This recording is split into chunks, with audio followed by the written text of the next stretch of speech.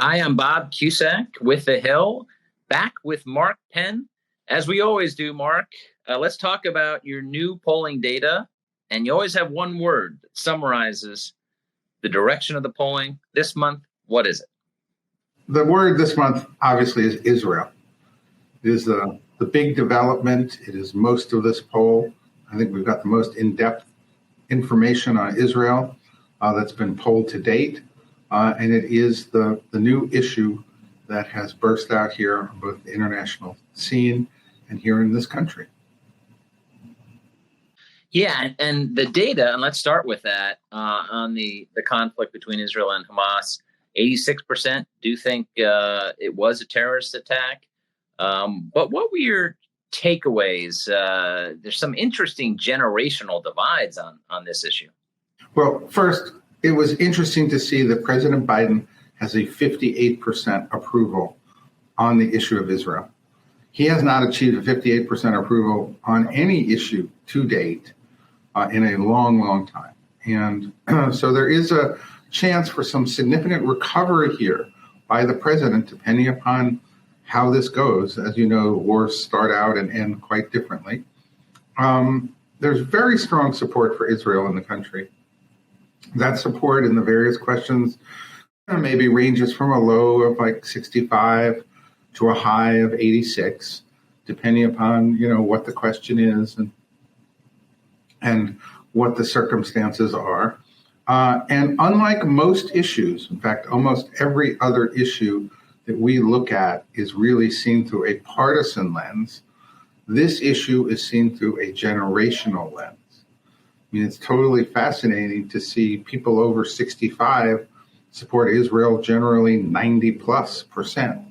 And people who are in 18 to 24 or below up to 34, which really seems to be the cutoff, they are much more divided. Maybe there's about a third of that group, and maybe even a little more in the 18 to 24, that really is on the side of Hamas. You can understand why there are college demonstrations, because there are critical masses of people, not majorities, I would add, but critical masses of people among younger people, large numbers of blacks as well, who support Hamas. And there's a lot of misinformation, as we see as we go through the poll. But the headline here is very, very strong support for Israel, very, very strong support here for even stepped up military action, a belief that Israel has the right to retaliate and to rein Hamas in. These are numbers about as high as you get. We haven't really seen an issue with this much consensus in a long time, but that's not to say that there aren't young people, demonstrators, and activists who feel quite differently.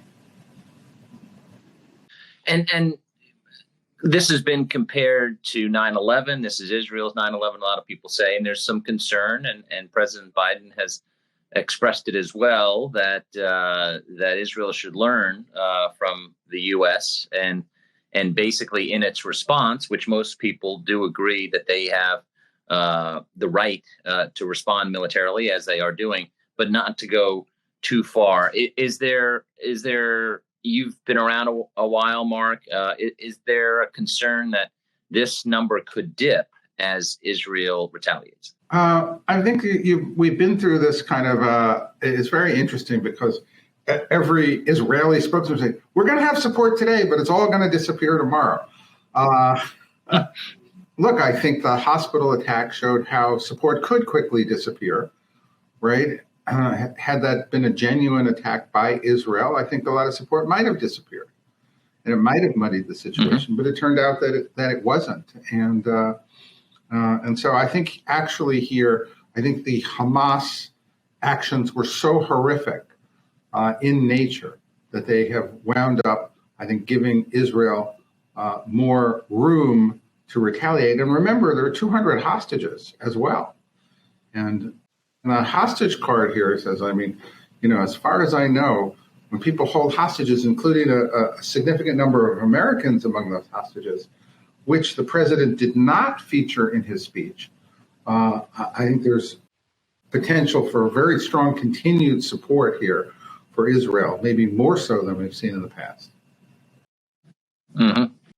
Yeah, and his President Biden's speech on the conflict has gotten good reviews from Republicans and Democrats. But it was interesting that that President Biden's not talking about the hostages. That's not accidental. So you think maybe behind the scenes there's a lot of stuff going on that we don't know about? Look, I thought it was a good speech. I thought his speech in Israel was better and more moving.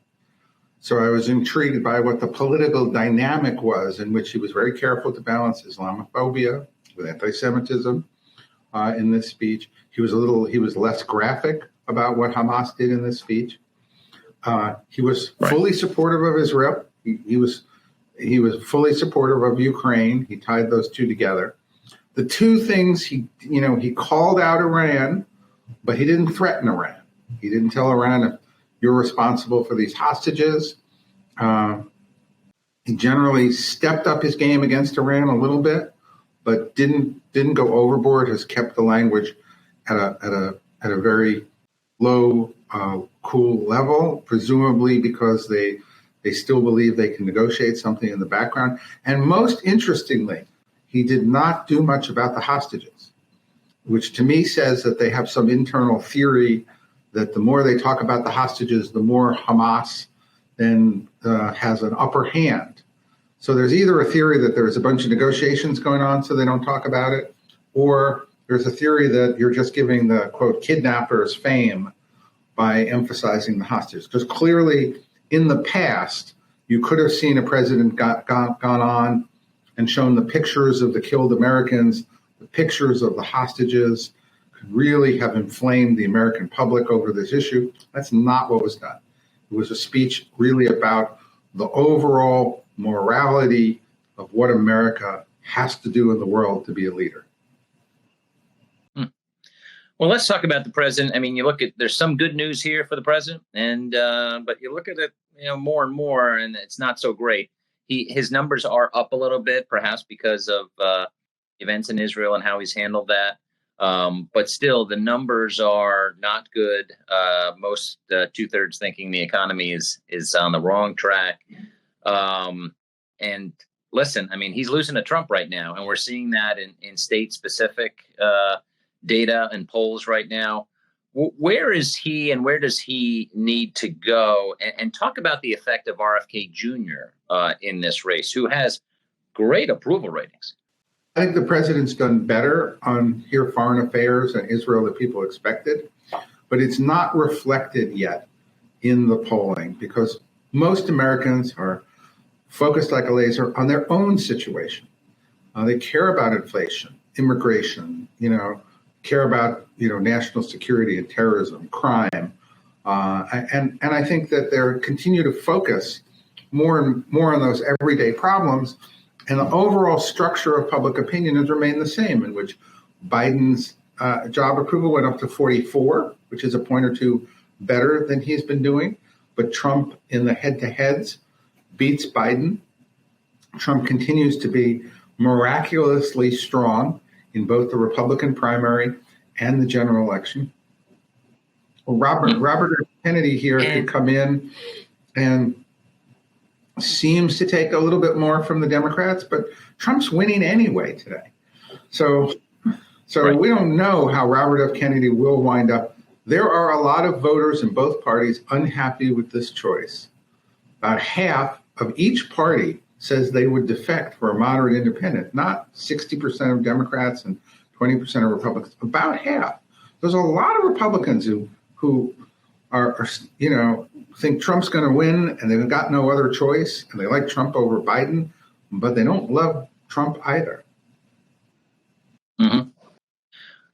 Looking at the numbers, I mean, another thing I want to mention is 72% of independents in your polling don't want Biden to run. And obviously independence was key for Biden winning his first term.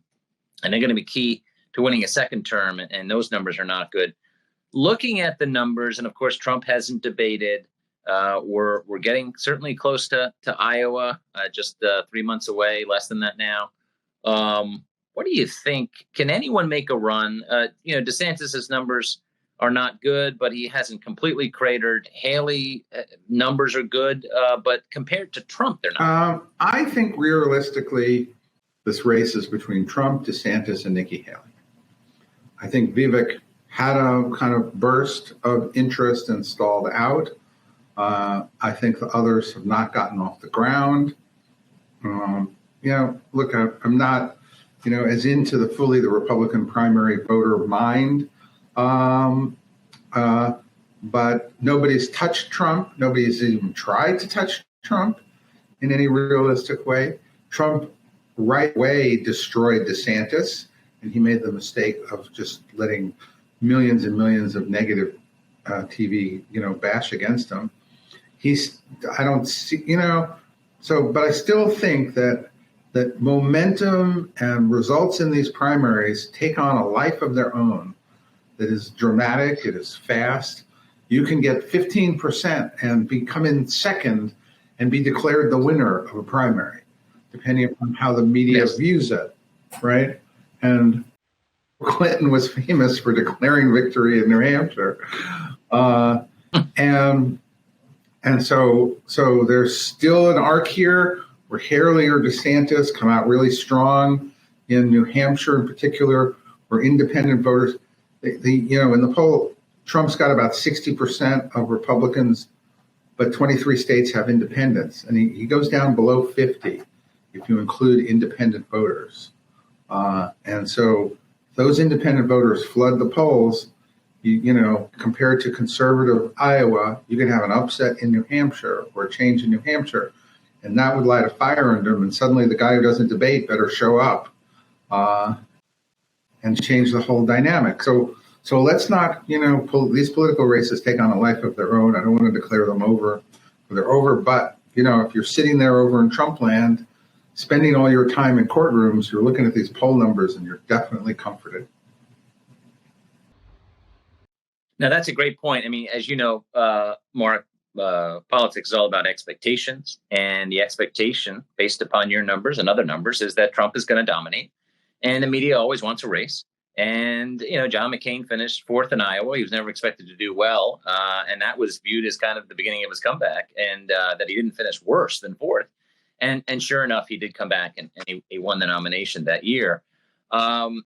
Let's talk about the speaker race. This is another big issue. And as of right now, we still don't have a speaker. We don't know how long it's going to last. We don't know if Jim Jordan's who has failed 3 times now, if he's going to drop out. Congressional approval, not surprisingly, is down, and it's never great to begin with. But the interesting data that you have is that I believe 65% think the McCarthy ouster hurt the Republican Party. How bad is this for the GOP? Well, I think this is pretty devastating for the GOP. It's like, why not take all your advantages and just hold a bonfire and blow them up? Matt Gaetz is probably one of the least liked people in the country. 62% of Republicans say that the ouster hurt the Republican Party. We see here that now people would prefer Democrats running Congress, right, over Republicans, even as the Republicans have large leads in some of these other polls on issues like the economy. So this is about, I always say it's only Trump who, it's always Trump against Trump. At this point, it's now the Republicans against the Republicans. The Democrats are sitting there laughing and smiling. Yes. Absolutely. And saying, and it's funny because that's why covering politics is so much fun, because, Democrats are saying, well, let's run the House in a bipartisan way. They knew that was never going to happen. You don't run the House in a bipartisan way. It's just not maybe it would be a good thing to do, but it's just not the way things are done. And of course, conservatives balked at that. And you're right. I mean, you look at all the polling advantages where Biden's numbers are not good. His numbers on the economy are not good. But I do want to ask you, because, you have the House and Senate and the White House all up for grabs in 2024. Even though this is a House Republican problem, and we talk to Senate Republicans who are just rolling their eyes again and again, I mean, doesn't this also impact the Senate's attempt to the Republicans' attempt to win back the Senate? Trump plus a fractured Republican Party, you know, it's a recipe for even Joe Biden to come in here and possibly win. I mean, you know, even the numbers are against him, and he's got a low job rating, and people think he's too old. I mean, the fact that the party has managed to get themselves into a Trump cycle they don't seem to be able to get out of, and I think it's fascinating that McCarthy was on the verge of winning for the Republicans an outright majority. The idea that the Republican speaker, you know, put the needs of the country above